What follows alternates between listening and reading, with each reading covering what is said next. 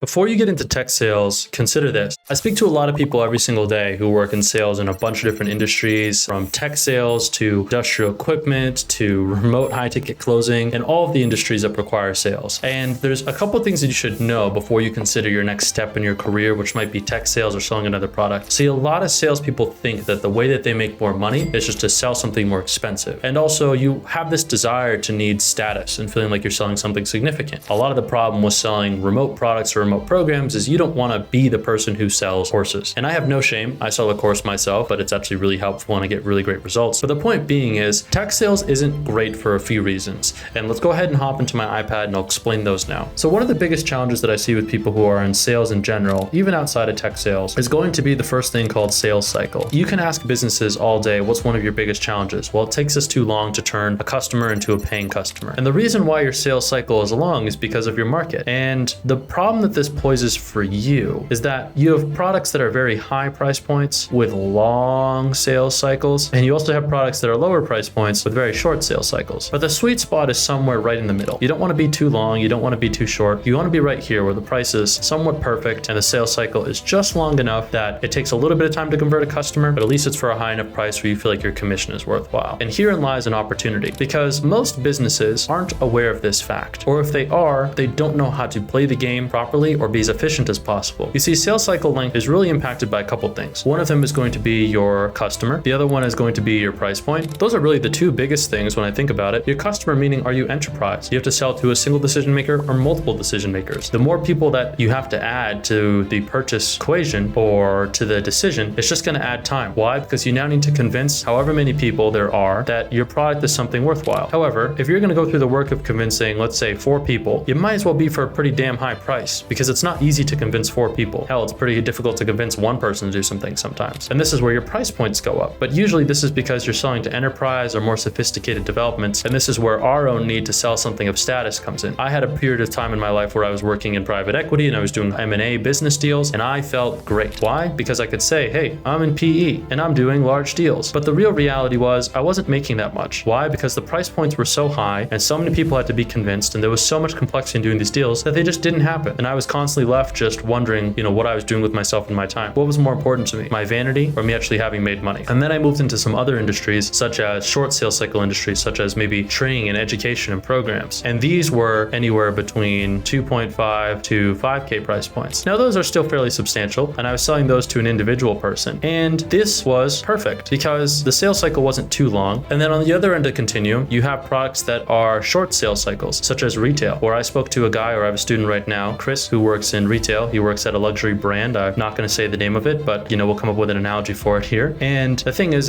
the price points weren't insanely high, but price points were low enough that it was really hard to get good compensation. And this is where, despite him getting paid a percentage of commission, his commission was a joke. And he was spending a lot of time working and managing customers, and he made a good living, but it was because he was selling lots of stuff at a low price, which is one way of making a living. But to supplement this, you still needed to have hourly pay. And to have that floor, which is hourly pay, you have to trade off some of your commission so that the business actually has money or margin for themselves to make a profit. And then there's somewhere right in the middle, which is going to be virtual programs and services. Programs and services. We call it P&S. This is where you have things that are priced between 2.5 to 5,000 or even 10K, sometimes even higher. And this is where the sales cycle is the right length for the right price relative to how much you get to make. There's a lot of consumers and you're selling to a single decision maker, which makes the sales cycle shorter because you don't have to convince a bunch of people, and the price point's higher because there's a lot of value in a virtual product or virtual service. But this is where the world is trending and where the world is heading. But what you need is a product to sell that gives you the right amount of status and right amount of professionalism, because you don't want to go out there and peddle random things for nobodies with no name and just become that guy that peddles stuff. You want to be someone who sells something that actually helps the world and makes the world a better place. So how does this relate to tech sales? Well, if you're considering doing the next step in your career as tech sales because you're a very intelligent or technically savvy individual, or you think that you're intelligent enough to want to sell to multiple decision makers, you shouldn't do tech sales because of the reasons I told you here. The price points are really high, the customer sales cycle is really complex, and therefore you sometimes don't get paid that much. But what you can do is offer value to companies that have tech sales and help increase their sales cycles and add more efficiency, as what I like to call a fractionalized sales consultant, an FSC, where you're not there full-time, you're not necessarily there part-time, you're there as needed, when needed to get results. And you get paid a healthy retainer for your time plus your skills to be able to help a business grow. So being a fractional sales consultant entails helping a company with a couple things. One is if they have an in-person sales team, helping make that a hybrid, or figuring out how they can position their products so they can have have this nice virtual sales team with a 2.5 to 10K type price point. This price point is optimal because it gives you enough margin to be able to be profitable as a business, depending on your cost of goods sold. It also gives you enough margin to be able to afford to pay for leads. So you can get leads for this, you can have enough margin after the sale, and you can also have fairly good commissions. If it's a virtual sales team, it means you can have world-class talent from anywhere. And this is where you can break a lot of the great filters that businesses have. Businesses often get stuck because they need really good talent, and they will separate and they will incorporate themselves where there's good talent. I know businesses that are in Cali, I know businesses that are in Austin, I know businesses that are in Oregon. They're only there for the people. However, if you run a completely virtual environment, you can get people who live in these places at much prices that are way lower than what you'd have to pay to actually set up an office with overhead there. And this is where you, as a fractionalized consultant, you help businesses achieve these things, and you get paid your retainer and your time and skills to be able to be there. And so this is the next great opportunity for people who are considering what next to do in their sales career. Don't go sell technology, help companies that sell technology. Don't go sell products, help companies that sell products. Take yourself out of the sales cycle, manage the sales cycle, be the person that creates and influences the sales cycle that a bunch of other people have to use, and get paid consistently and predictably to be able to do so. So if you're curious to learn more about how you can become a fractionalized sales consultant and do that next step in your career, if you're considering tech sales, I would definitely consider this as a better option. Go ahead and click the link down below to learn more, and I'll talk soon.